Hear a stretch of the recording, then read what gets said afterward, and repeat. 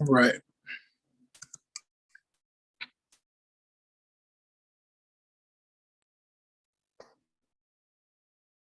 All right, greetings, YouTube. Greetings, scholars. Let's see. So we are here. We're at the end of week 7, right? So what that means is that we can anticipate exam 2 to become available this upcoming Sunday morning at 11:11 a.m. and it'll be due the following Sunday at 11:59 p.m. Let's see. Professor C, I have a question. Go ahead. Where can we find the midterm on Pearson? It's just exam 2. Oh, okay. It's not going to become available until this Sunday. Oh, okay. So it's not. So I thought it was due tomorrow. No. Okay, thank you. Yeah. Let's see. I'm under the impression that this upcoming Monday is fall break, so I think you have Monday and Tuesday off. I just need to confirm those dates. But if it's fall break, we're not going to do a live session, but the stuff on Pearson is just going to keep clicking automatically as it is. And so then the main thing is that just you want to make sure that you're completing our assignments that are on Pearson, that you access through Blackboard, and that you've been, working with Dr. Lamar for the lab component. When I go to calculate your midterm grade, so I'm going to try to wait until exam 2 is due. So not this Sunday, but the following Sunday, that Monday after exam 2 is due, that's my goal is when to calculate midterm grades. And so basically what I'll do is whatever grade Dr. Lamar gives, I'll scale hers so that it's 10% of your overall grade. And then for hours, like for instance, if we didn't have the lab, normally exams are like 80% of your grade, homework is 10%, and quizzes are 10%. I'm going to calculate that like normal, but then I'm going to scale that so that it's 90% of your overall grade, right? So, so that's how I'm going to calculate midterm grades. Again, midterm grades are just a snapshot of where you are in that moment of time. It has no bearing on your final grade. With all the assignments, you get unlimited attempts. And you can work on any assignment past the due date up until the hard deadline of it's basically that Friday at the end of the week of finals, that first week of December, that first full week of December. I think it's like December 9th at 11:59 p.m. Okay, so on Monday, so today we're wrapping up chapter 1. On Monday, we went through as much of the lecture as we could. Again, there's a recording that's available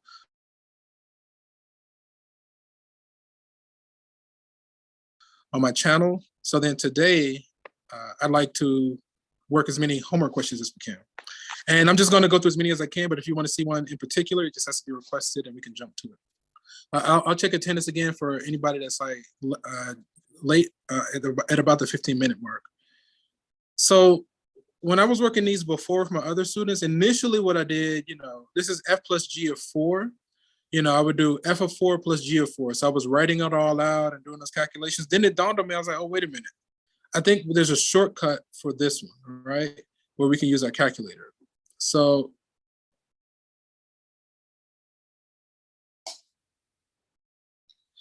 all right, so if I'm working in a TI 83 plus, right, my F of X is X squared minus 5X, okay?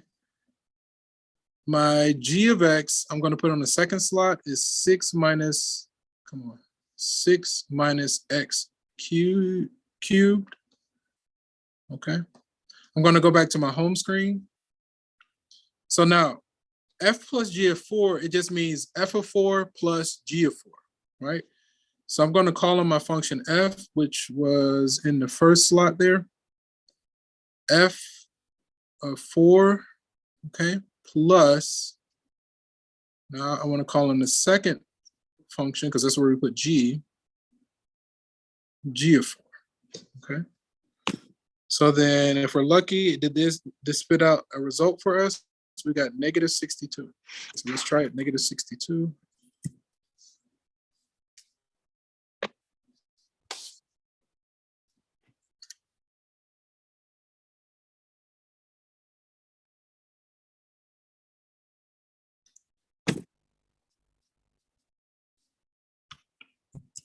Okay. All right, so then the next one is G minus F of 2. So I'm going to go to variables, G is slot 2, so we said G of 2 minus, then we want to call on F of 2.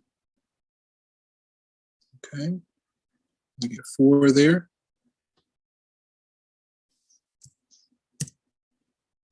Okay. And then we have F times G of -1. So I'm going to call on, not the previous one, but the one before that one, F, and just edit it. F of -1, insert -1. Okay, F of -1 times, so change addition to multiplication, G of -1. Okay. We get 42 there. Okay. And then G of 2 divided by F of 2. So I'm gonna use this one. G of 2, instead of minus, it should be divided by F of 2, okay? And we get a third, right? If we do math as a fraction, 1/3.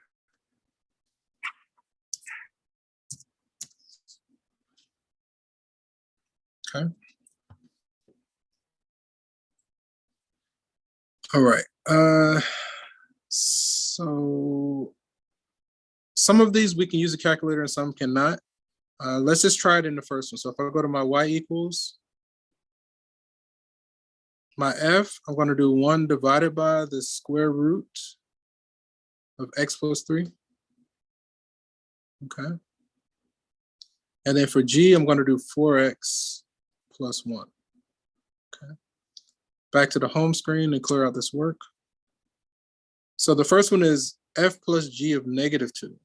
So f of -2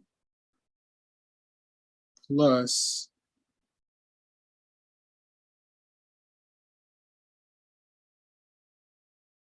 g is the second slot. G of -2. Okay.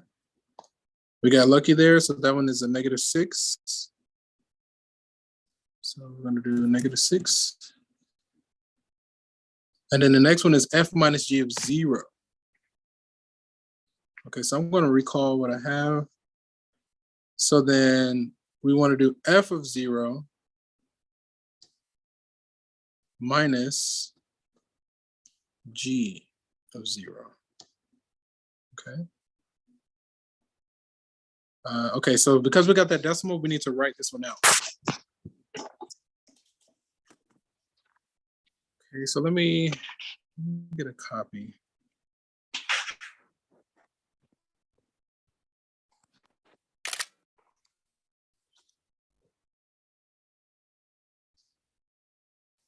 And I'll check it. We still got a few more minutes.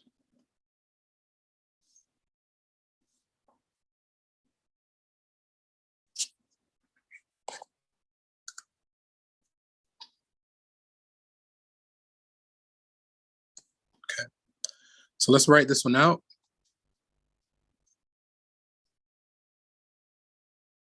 Come on. There you go.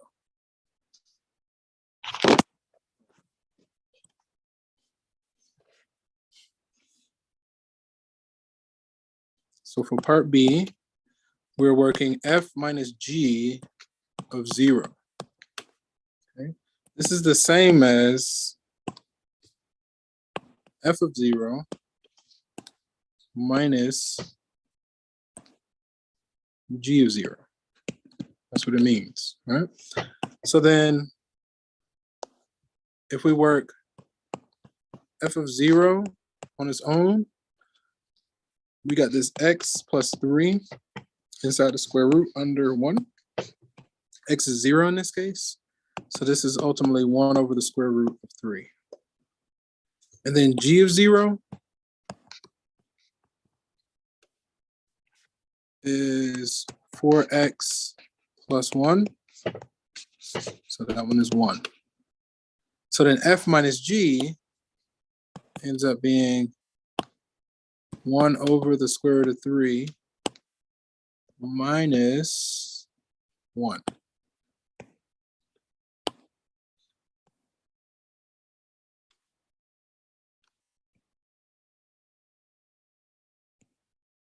Okay.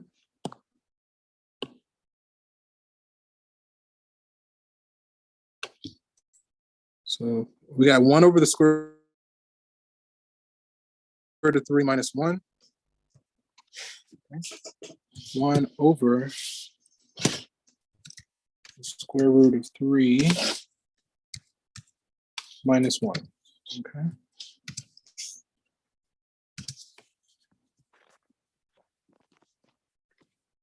So then f times g of 1, let's just try it in the calculator. So I'm going to call in the last one I typed in.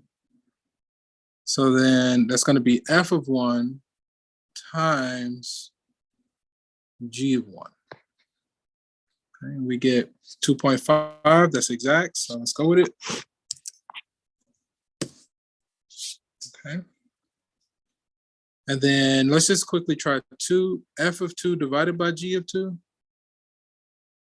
F of 2 divided by g of 2. Okay. Now we got a decimal, so that means we need to write it out.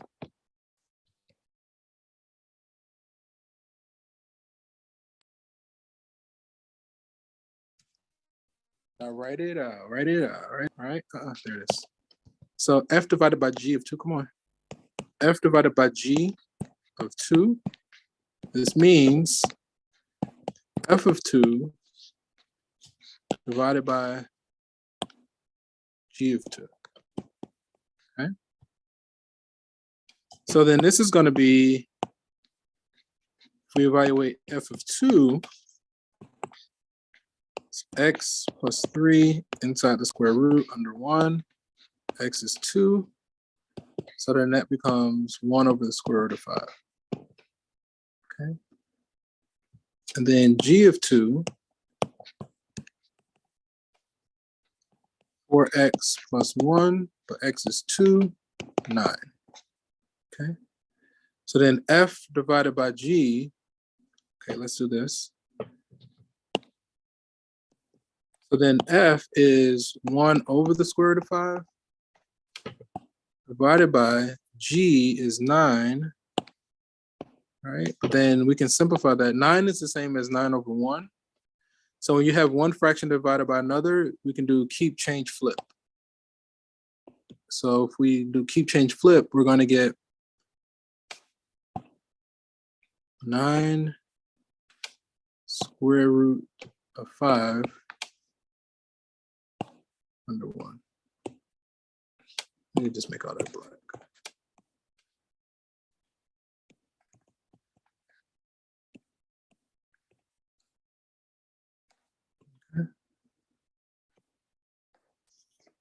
Okay. So we got 1 over 9 times the square root of 5. Let's see.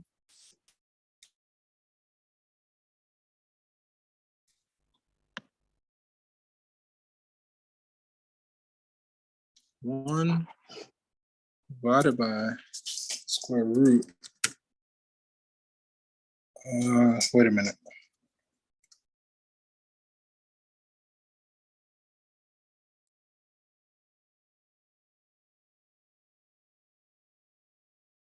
Nine times the square root of 5. Okay. So 9 times the square root of 5. Okay.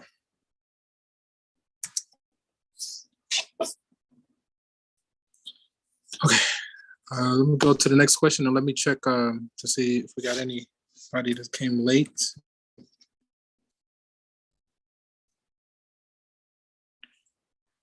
Okay.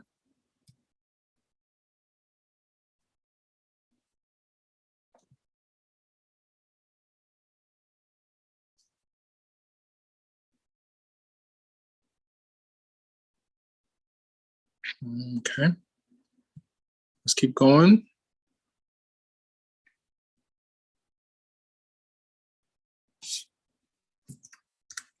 All right. So in this example, We're given this f and this g, basically the same thing.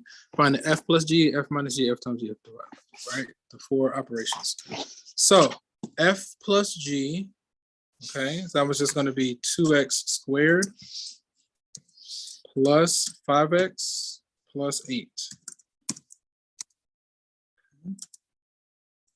F minus g, notice that minus is in front of the g, so we don't have to distribute. Oh, okay, so the domain of f, if we look at f is just a diagonal line. So that domain is going to be all reals. G is a parabola. Its domain is going to be all reals. So then all reals intersect all reals is all reals, right? So it's the same, like when you take the intersection of those two sets, outcome is all reals. The next part is f minus g, right? The minus is in front of the g, so there's nothing to distribute, so we can just pretty much write it out just like that. It's going to be 5x plus 8 minus 2x squared. Okay. All right. Domain f minus g. All right. The domain of, it's the same argument as the previous. It should be all reals. Okay. F times g. So it looks like we can distribute that 2x squared into f. So 5 times 2 is going to give us 10x to the power of 3 plus 8 times 2 is 16x squared.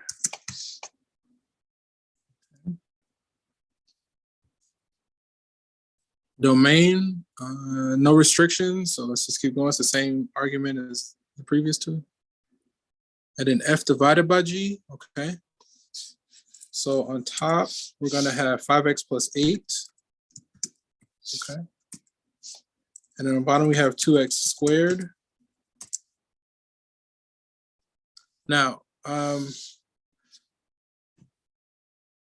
you know, we're still taking the intersection of all reals with all reals, but now we have a restriction in that we have a denominator. Because we cannot divide by 0, we got to throw out any x that makes the denominator 0.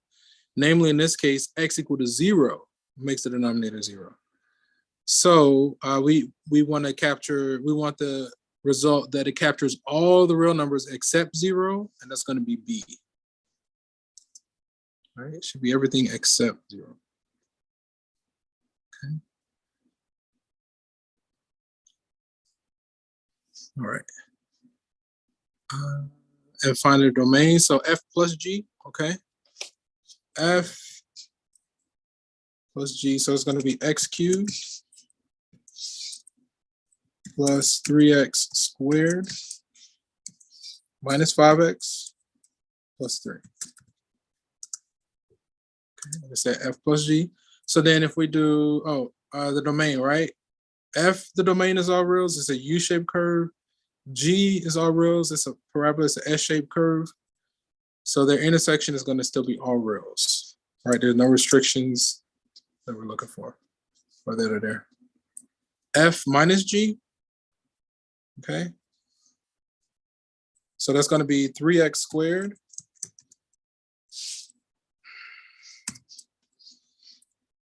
minus 5x plus 3 minus x cubed.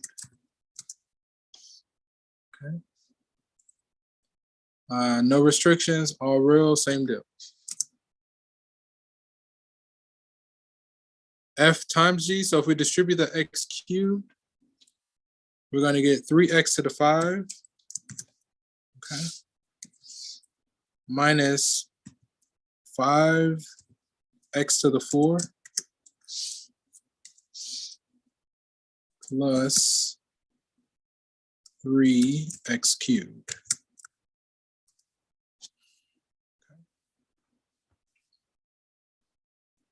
The domain, f times g. So no restrictions, same deal.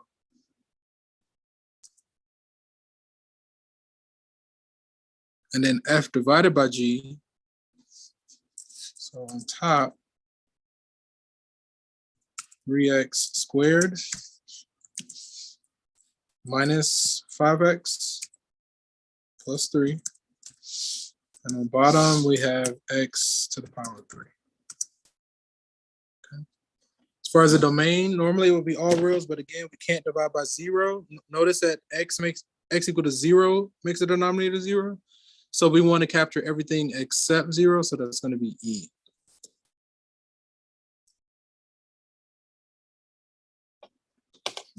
Okay, F and G are given, and then same kind of deal, F plus G, okay?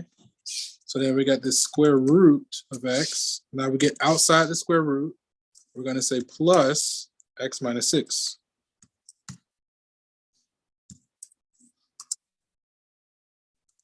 Okay. All right, so F, the domain of F, we got square root. Remember, we cannot take the square root of negative numbers. So X has to be greater than or equal to 0. And G's domain is all reals. So greater than or equal to 0 intersect all reals is just greater than or equal to 0. And we capture that like this, 0 to infinity.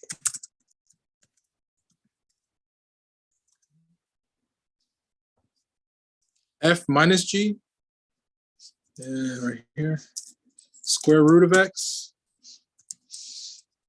Now, notice the minus is in front of G. With G, because it's a binomial, we need to distribute that negative. So it's going to be minus X plus 6. Okay. And then I think it's the same kind of restriction as the previous. So it's kind of the same argument, 0 to infinity. Okay. F times G.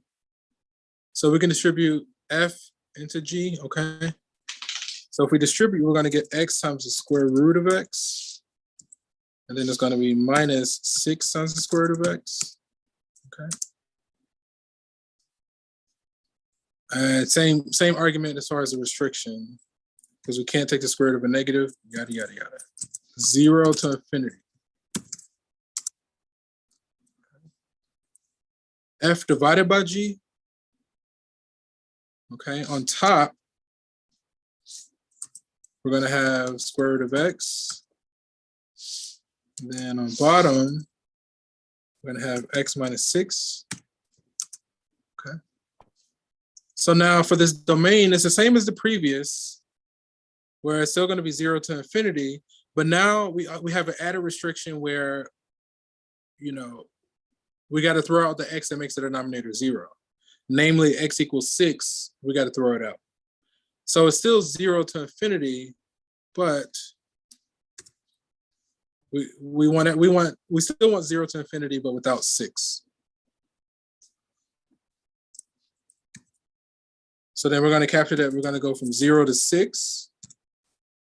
6 parentheses, right? Parentheses because we get really close to 6, but we don't include it. We're going to put union 6 to infinity.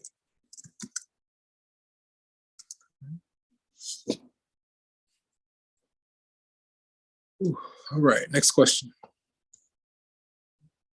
Thank you. 10, 20 minutes, okay. So we're actually use the diagram to the right to evaluate G compose F of X, then evaluate with these two options, okay? So if we're doing G, again, this open circle business, a lot of times students confuse this for multiplication. It's not, none of this is multiplication. This is the second function inside the first function.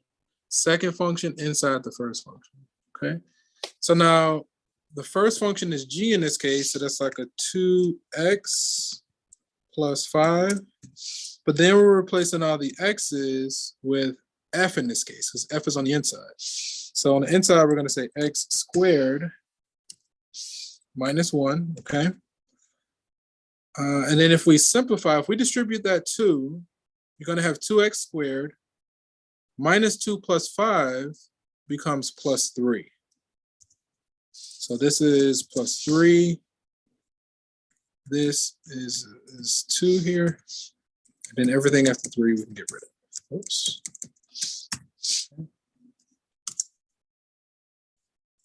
Okay. So now we can just take this result. If we want G compose f of 3, we can just take this and plug this into the answer from the previous, right? So then 3 squared is 9, times 2 is 18, plus 3 is 21. Okay. And then when x is -2, -2 squared is a +4, times 2 is 8, plus 3 is 11. Okay. Oh man. So by the time I get to you guys at this hour, I've been talking nearly all day. I got a class at 9, and then I'm talking for like 3 or 4 hours nonstop. Like, yeah, I know. My dog is like, that's enough talking. So you probably see a squirrel or something on the back. Okay.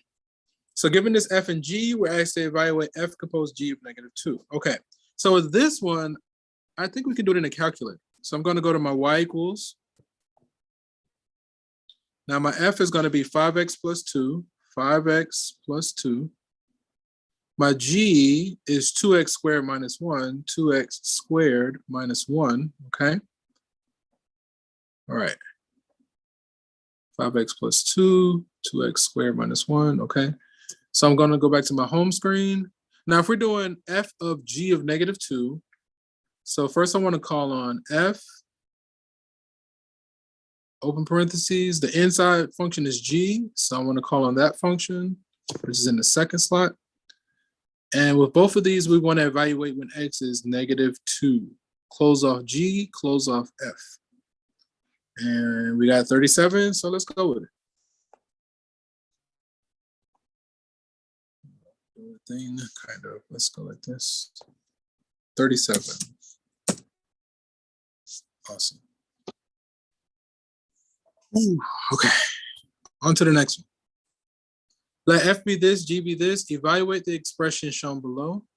Okay, let's do it here. So the outside function is f, which is 3x plus 4. So 3x plus 4. But then we're replacing each x there with g, which is 2x squared. 2x squared minus 7. Okay, and then simplify by doing that factor. So if we distribute that 3, this turns into a 6. That turns into what? Minus 21.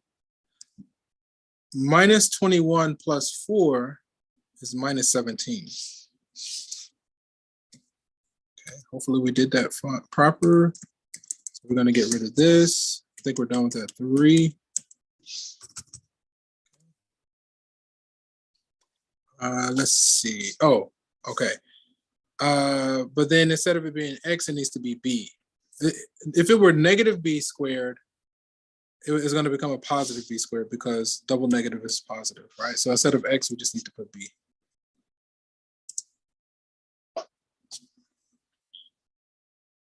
Ooh. Man, I feel like it's only been like 30 seconds since I looked at the clock. I try not to look at the clock because it just slows time down. Like the more I look at the clock, the slower it seems time goes. When I ignore the clock and just try to enjoy myself, I'll be teleporting through time. Like that's what be happening for real. Given this f, find f of 9, right? So basically f of 9 is inside of f, right? So let's do f of 9 first. 6 times 9 is 54, so that's 52. Then we need to plug 52 back into f, right? So let me just do this instead because that number's a little bit big. So f is 6x minus 2, 6x minus 2. Okay. So then I'm just going to call on f and then call on it again. And we want to evaluate this when x is 9. 310. Okay. Let me check on you guys in Zoom. Okay, the chat looks clear. You guys are hanging in there strong. All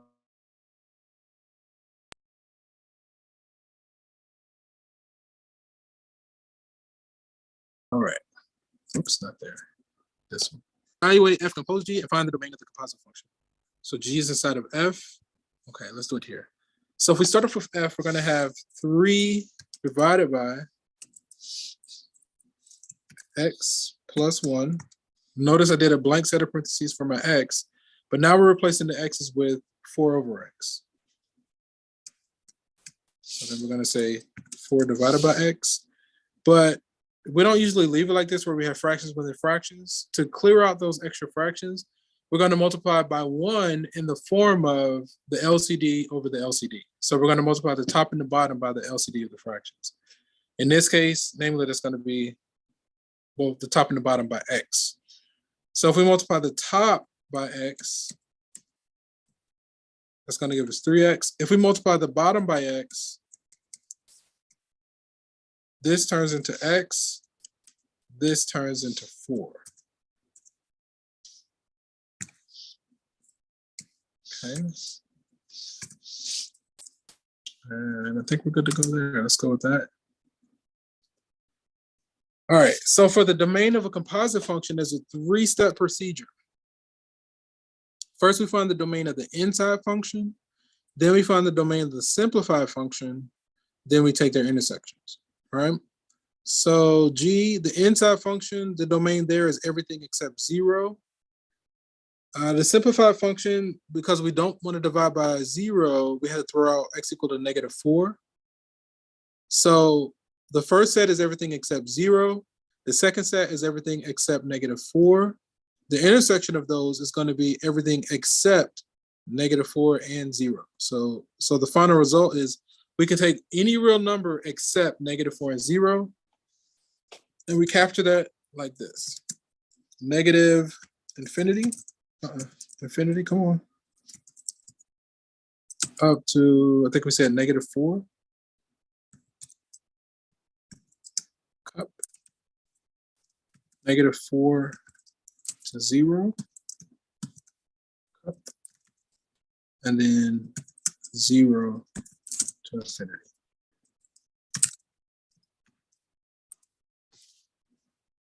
Okay. So that's how we capture everything except -4 and 0. Okay. So f and g are given. Evaluate f compose g and find the domain. So g is inside of f. So then let's write f first. F is going to be the square root of x minus 7. But now we're replacing each x with g, which is 6 minus 5x. Okay. Simplify. So if we combine like terms, 6 minus 7 is going to be -1. So then we can get rid of that. Get rid of this. Okay, let's go with this. So now for the domain. For a domain of composite, first we find the domain of the inside function. Then we find the domain of the simplified function. Then we take their intersections. The inside function in this case is g. That domain is all reals. So that makes it easy for us. The simplified function, we cannot take the square root of a negative. So what that means is -5x minus 1 needs to be greater than or equal to 0, right? We can't take the square root of a negative, so that has to be greater than or equal to 0. Now, if we add 1 to both sides, this changes to a 1, and this is gone. If we divide both sides by 7, over here, this becomes a -1 divided by 5, and inequality flips. So instead of being greater than, it's going to be less than or equal to. This is gone. This is gone. Okay. Oh, so our claim is that the final result is x has to be less than or equal to a -1/5, right? So that means we want all the numbers to the left side of -1/5. So that means the far left is -infinity up to -1/5.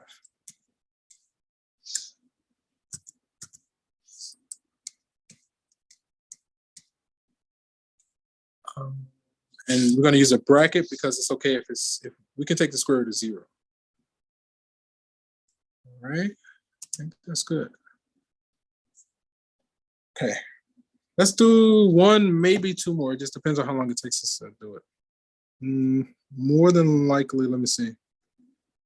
Okay, f of g of x. This is probably our last one. Okay, f of g of x.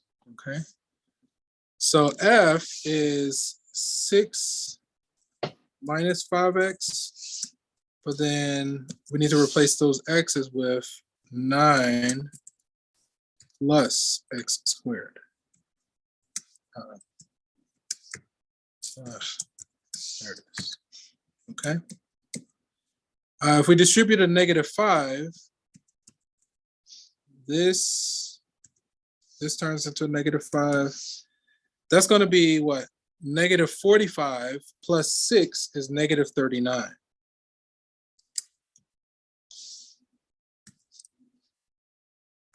Okay, let me get rid of this extra stuff.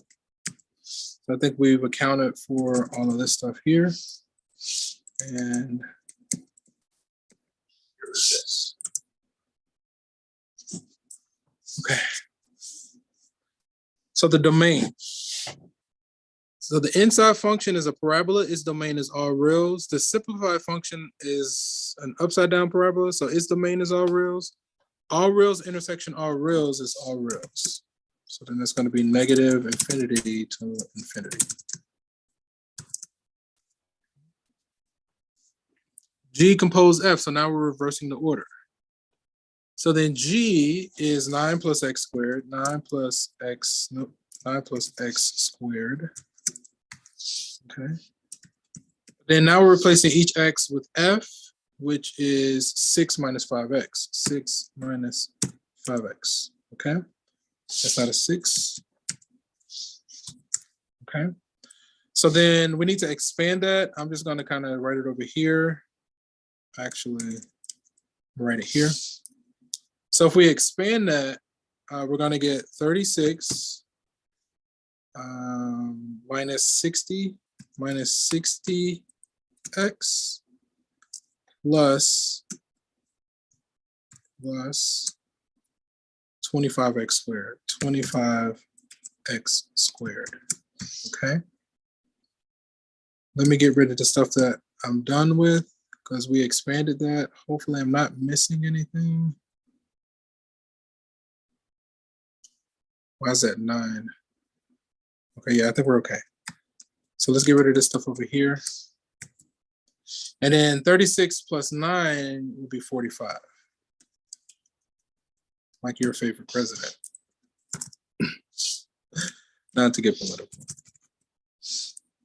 Okay, I think this is good. Let's go with it.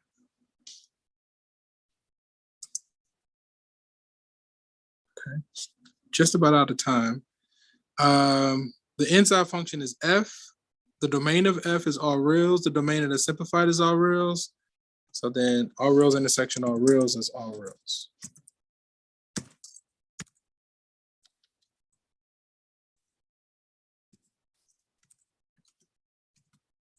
Man, I am not, I think I'm just out.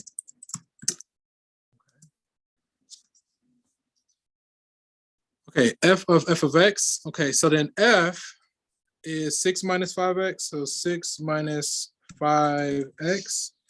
But then x again, we're replacing x with f.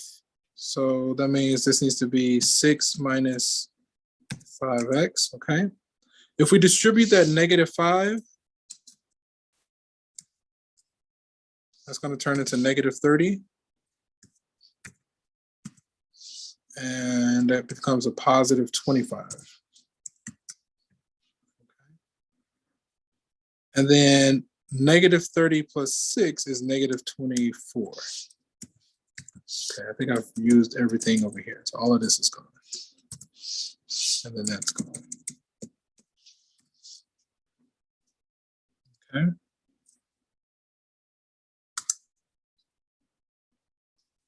And same deal. The inside function is all reals. The simplified is all reals. So then this is going to be all reals.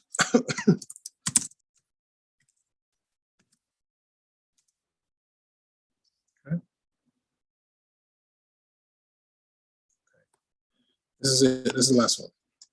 So then G is going to be 9 plus x squared. But again, we're replacing the x with 9 plus x squared. Okay. All right.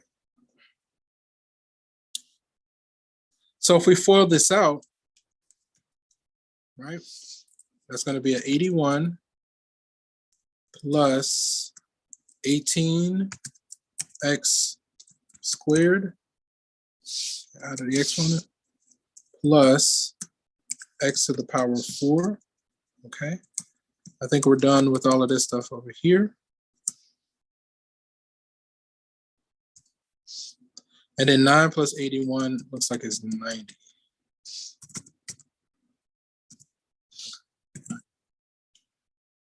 All right, let's go with it. All right. And then G is a parabola, so its domain is all reals. There's no restriction on the simplified function. Its domain is all reals, so then their intersection is going to be all reals. Okay. All right, I think I made it. That's the furthest I made it all day. I haven't made it. I didn't. That's enough. So I'm done. I can't. I'm so tired. Okay. All right, guys. Are there any questions? Did you have any questions for me before we go our separate ways? Let me check Zoom. Okay, that's fine. Any questions? Going once, going twice. Forever hold your peas and rice. Let me go ahead and make a copy of these notes. So when this bar finishes loading, you should receive a copy of anything that you saw me writing. Again, exam 2 should become available this upcoming Sunday, and it'll be available for 7 days. You know, then after that 7th day, it'll be 10% late penalty. I'm under the impression that Monday and Tuesday is fall break. I just need to confirm the dates. And if it is fall break, we're not going to meet live. The stuff on Pearson's going to, it is? It's fall break, yeah. It's Monday and Tuesday, and that's it? Yes, sir. So we'll be back on Wednesday, but so the stuff on Pearson is going to still be clicking like normal.